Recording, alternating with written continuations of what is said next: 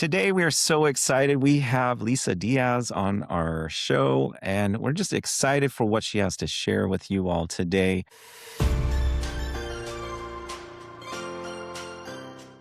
Lisa, why don't you introduce yourself? Thank you guys.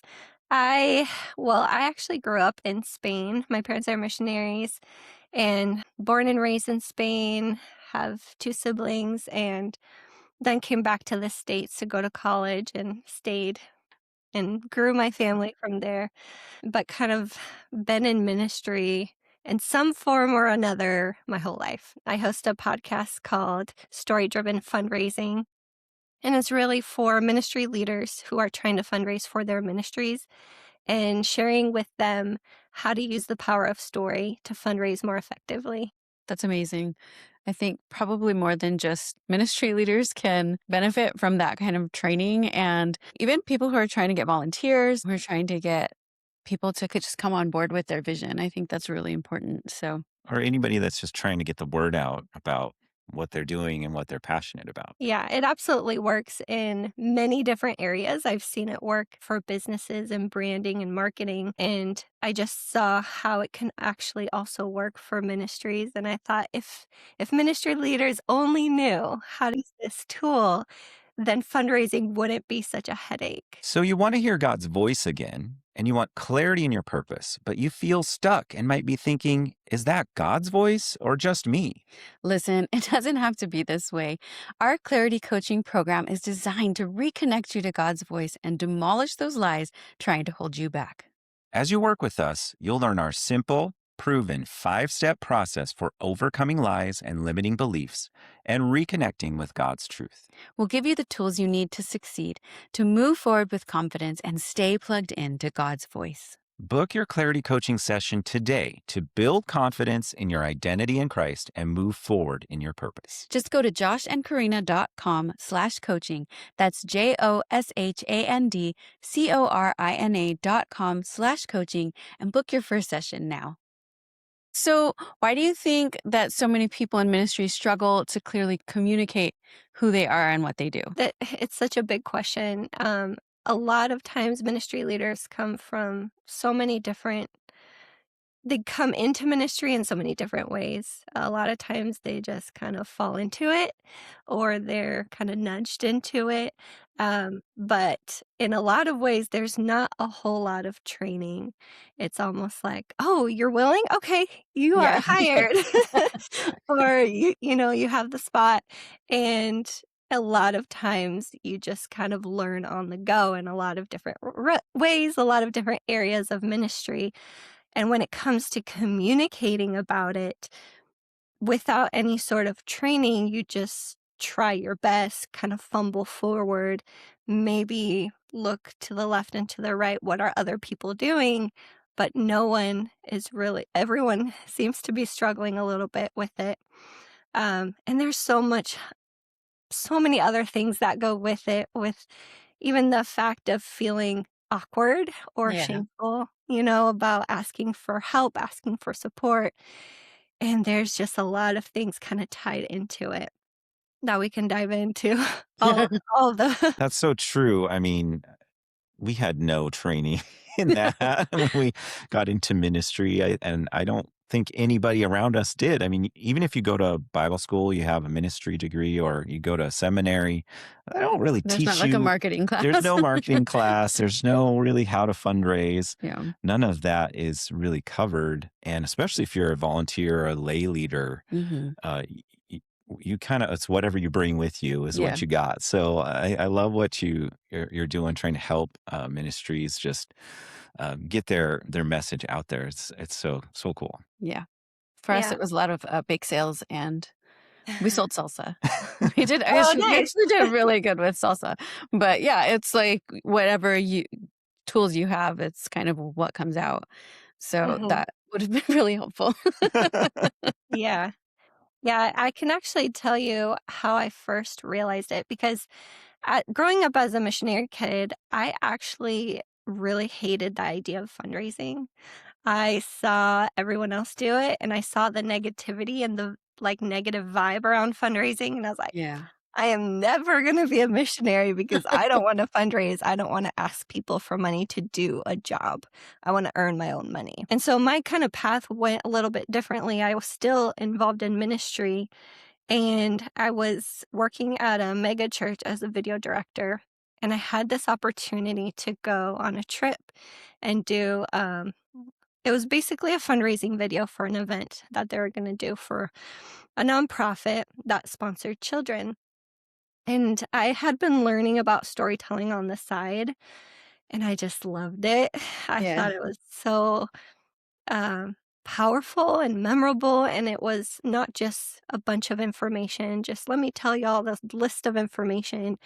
And so I kinda dove into it and prepared that film using the power of story and using a story of 2 girls whose lives were changed through that nonprofit. And when that played at this event, this is like, I mean, tens of thousands of women are at this event, and I'm watching it from the back of the auditorium, and the film plays and it ends, and the hosts are coming up toward the front to try to get people to sponsor a child and talk about it, and before they even stepped foot at the front, there were hundreds of hands being raised to sponsor a child, and I Wow. saw the volunteers kinda hustling around trying to get the Yeah. packets to all the people with their hand raised, and I just had chills as Yeah. I looked. I was like, hundreds of kids' lives will be changed forever Yeah. because of the power of that story. And they said later, like, they had run out of sponsor Wow. packets, and that was not the first year they did it, you Yeah. know? They had run out, they were not prepared for the response, and, that had never happened before. It was just kind of just really showed me that the power of story is so much greater than we really realized, and how we can use that power of story to fundraise more effectively. And I was like, this is what I want to do. I want to Yeah. use the power of story to really make a big impact and help others. And then, yeah, it just kind of led me to a point where I saw, like, I was doing a lot of fundraising campaigns and fundraising films for different nonprofits, um, and then also saw, the need for ministry to learn how to use the power of story in their messaging. Because videos are really powerful, but if you don't have a clear message, then that's kinda like the root of it, and Yeah. so you kinda miss a lot of opportunity. And so I'm like, "Okay, this is a need, and this is where we're going." That's how the podcast started. Wow. Yeah. That's such a good Oh, story. yeah, it really is. Tell us why storytelling is so I effective. think there's a level of it I don't even understand or comprehend. I think a lot of people can't truly comprehend the level, one level of it. But our brains are literally wired for stories. And God created our brains for stories in the way that several parts of our brains actually engage when we listen to a story instead of listening to a message or informational. Like, several different parts of our brain are engaging in the way that we actually feel it emotionally, and almost like we have lived it in a way, like secondhand experience kind of thing. And it's just memorable. That's the way they used to pass down stories, even in Bible times. Like, it was through around the fire by storytelling. And I think we just forgot how powerful stories really are.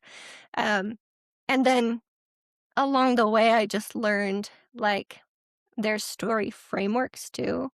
There's a structure to storytelling that makes it extra effective. It's not just, well, tell me a story and you just kind of ramble, like Yeah. your grandpa has told the same story over and over again, goes on a million different tangents. It's not just a kind of a natural thing, it's also a skill that you can develop. I don't want to get like super in the weeds about it, but there's a specific structure and plot points that makes storytelling so powerful. Yeah. Well, and Jesus used that's how he taught. Yeah. He taught in Yeah. parables, and those stories are easy to remember. You Mhm. might not remember that particular verse, but you know the story, you know the message behind it, and you can retell that. Yeah. I mean, Jesus modeled this storytelling. That's amazing. Yeah. Well, even the story that you just told us about when you realized that storytelling was so powerful. I mean, like, I was there. I was in that stadium with you and I was waving my hand. I was like, I want to do it too. Pick me. I didn't even watch the video, but I was ready. And so yeah, I definitely see that. What would you say to a ministry leader or somebody who is trying to get volunteers or, funds that feels like I don't have a story to tell? I know what I need, I know what we do, but I don't have a story to tell. How do you navigate something like that?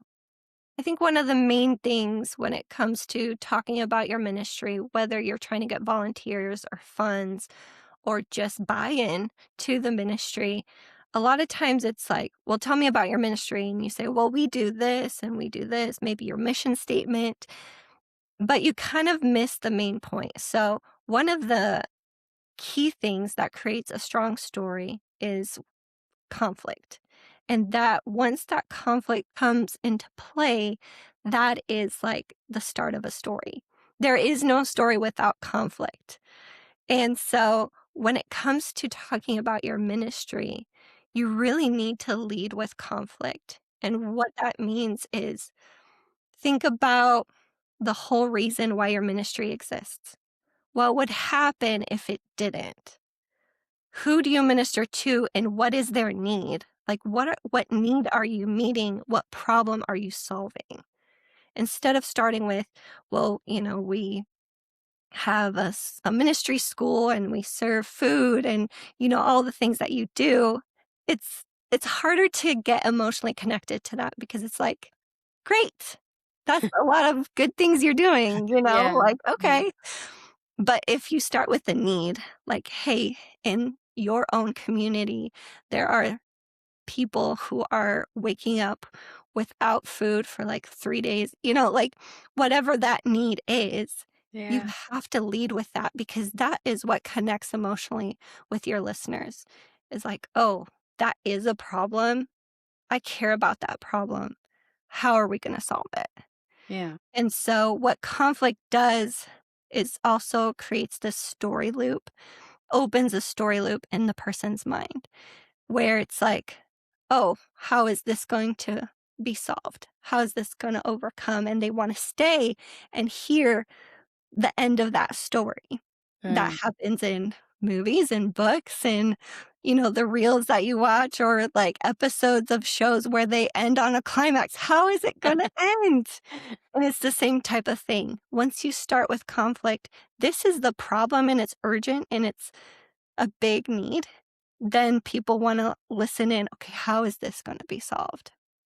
And Yeah. that's the whole story framework kind of talks through those plot points to help the ministry leader learn when to say it and how to bring in the people that they're talking to as a part of the solution to that problem. And so you're not just talking about the ministry, "Hey, we do this and this and this. Come support us," or "Come watch us what we do," or, "Give us money." It's actually bringing people in to that story so that they have a role in it. Yeah. And it's so much more engaging in that way. Because a lot of times what happens is ministries talk about them in like that hero, main character type of persona. And so the listener is just on the outside watching instead of being a part of it and being pulled into it. I can see how that's really powerful. So a mistake would be painting yourself as the hero instead of inviting them to be the hero. or maybe not having a story and just listing off, here's what we do. What other Mhm. mistakes do you see people making when they're trying to raise funds or invite people to work with them? I think it's painting the whole picture. Sometimes they don't paint the big resolution, right? So if you start with your conflict and you pull them in as they're the hero and they have a role in this, and you lead them to a solution, but paint the big picture. If someone's funding for a building, for instance, that's like the short term goal, right? We need this building, but don't stay there because it's so much bigger, right? Once that you have the funds for this building, what's going to happen? How is that going to benefit? And then what? And then what? And just kind of keep getting bigger and bigger. I was working for a nonprofit that rescues and restores women and children from sex trafficking. And one of the coolest things that I loved about doing their stories is at the end when it talked about the impact of one girl. It wasn't just one girl. It was the impact that she would have on her family and on, like, her immediate family, but then her sons and daughters and Yeah. their sons and daughters, and and it just keeps getting bigger and bigger and bigger, and, um, paint that big vision, when you talk to people because that's exciting, and who doesn't wanna be a part of that? Right? I mean, we all wanna be part of something bigger than ourselves, and Hmm. especially, Christ followers, we are passionate about what God's doing. We wanna help out, but if we don't understand the big picture of what is the impact of this, Yeah. how do we get moved from, "I'm sitting here listening," to, "Oh, actually, I'm gonna partner with this. Yeah. I'm gonna be moved to action." So, what would you say healthy fundraising looks like from a biblical perspective? I mean, you said yourself you felt uncomfortable with it. You didn't want anything to do with it. So, how do you now see it in a better light? And what does it look like from what does the Bible have to say about it? How do you make people feel more comfortable with that aspect of ministry? One of my favorite passages is 2 Corinthians 8, and it talks about Paul's talking about the Macedonian churches and how really surprised he was that they were poor, they were struggling, and yet they were, like, super generous, and it says something like, "They pleaded with us to be part of the service, to be part of what God is doing." They pleaded with us. And so they just had this group of people weren't, the bystanders, like, "Why should I give you money?" They were Mhm. actually understood the value and the blessing that comes from being a part of what God is doing. So they're like, "Please let us give so we can be a part of this." Um, and so it just kinda changes the mindset of a lot of times you think you're begging, right? Like, Mm. "This is our ministry, please help us. If you want to, consider and pray about it." It's just kinda like this, like you don't have anything to give back. But the fact is that you are giving something, and you are giving people an opportunity to be a part of what God is doing, be a part of transformation, be a part of miracles, have, like, this eternal influence. It is a huge blessing, and so you don't have to have this mindset of, it's awkward and I'm ashamed because I just have to take from people that work so hard." It's like, no, what you have is an incredible blessing, and people need that. So it's just a whole different, yeah, different perspective. Do you think that there are lies that maybe we're believing as ministry leaders about ourselves or about other people's willingness to be involved or to give Yeah. financially? Absolutely, there's lies. I've heard them growing up. I think some lies are about themselves, like, "I'm not good at this. I don't know how to do it well," or just the fear of failure. But there's also lies I've heard of, well, the church, they're just not generous. They just don't care about missions anymore, and kind of putting the blame on the outside of, like, well, I can't control that. That's just really sad because you're just kind of generalizing all the people in the church don't care. In reality, there are people in that church that want to be a part of what God is doing and care deeply, specifically about the ministry, that that person has and the need that they meet. And so it's not fair to them to withhold that opportunity just because you think, well, churches don't care. They're more self-involved, all those things. Those are definitely lies. We also like to talk about identity and, who God created you to be. How does that play a role in somebody who's trying to fundraise, maybe either for their own personal ministry or trying to get people involved? How does clarity in your own identity or the calling, the purpose? I mean, you've talked a lot about like the purpose for the program and all of that, but like, I think sometimes, like you're saying, there's lies we believe about ourselves and what we're doing. How does that, knowing who you are and that you're called specifically, how does that help them to build trust with others and to present their message well? I think one of the things, and this is something that I experienced with a ministry leader that I've been coaching, and she was kind of maybe struggling with her role. And we were talking about, figuring out who her ideal donor is, because not everyone is going to be the perfect person to support your ministry, whether Yeah. it's in your volunteer staff or actually a donor. So you really need to figure out who that is so you can talk specifically to them. And I just said something like, your role is not to convince them that it matters. Your role is not to convince them to care. Your role is to communicate clearly to those ideal donors so that they can have that opportunity to say yes. And I think that freed her a lot from the weight, because when, ministry leaders are coming in contact with people and they see that there's not a connection, they don't seem to really get it. It's almost like there's this pressure to make them understand, make them Right. care because they care, of course. The ministry is important and it's necessary, but your role, you don't have to convince them to care. You leave that role to the Holy Spirit, The Holy Spirit can work on that. Your role is just to communicate clearly so Mm. that the ones who are ready can say yes. So give us maybe your top tip for clearly communicating your message. I would go back to conflict because everything really anchors around that. Why your ministry exists. What need do you solve? And lead with that because that is what really hooks people in and brings them into the conversation. That's your why.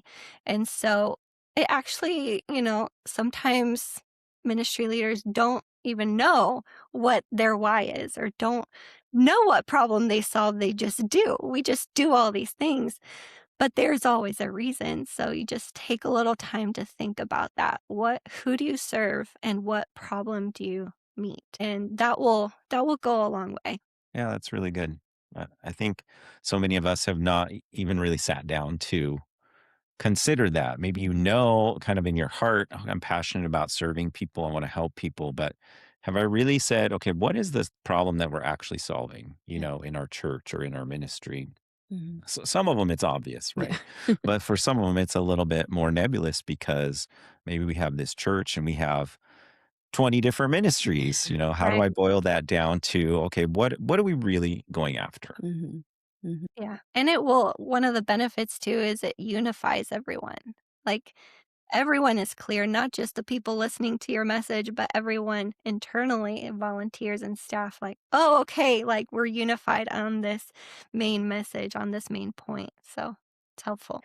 Well, I know you have a free resource for our listeners and viewers. So why don't you tell us a little bit about that? Yeah, so I understood that a lot of ministry leaders struggle with ministry newsletters, writing Mhm. ministry newsletters. It's something that ends up at the bottom of the task list or pushed off for months at a time. And so I just put together a guide to help them write their ministry newsletter that they can use over and over again to make it so that donors actually read it, so that people are reading it and engaging and actually opening the email, and not just like deleting it. So that's at irastorytelling.com/newsletter. Amazing. Well, thank you so much for all that you carry and for what you're bringing into the world and the way that you're helping people. It's profound. I think that if people really get a hold of this, then I mean, there's no telling how much further you can go with your ministry, with what God has called you to, if you know how to bring people along. Yeah, absolutely. Yeah, Yeah. thank you so much for spending time with us. And is there anything else that you want to say before we wrap up? Come check out the podcast. If you are struggling with fundraising, there's so much value and tips on there. But thank you guys. Thank you, Josh and Karina, and for your hearts and for serving your listeners so well. Well, we'll have the links in the description and in the Yeah. show notes for people to find that. And thank you so much, Lisa, for spending time with us. And wow, we just really love what you're doing. So Yeah. Thank you.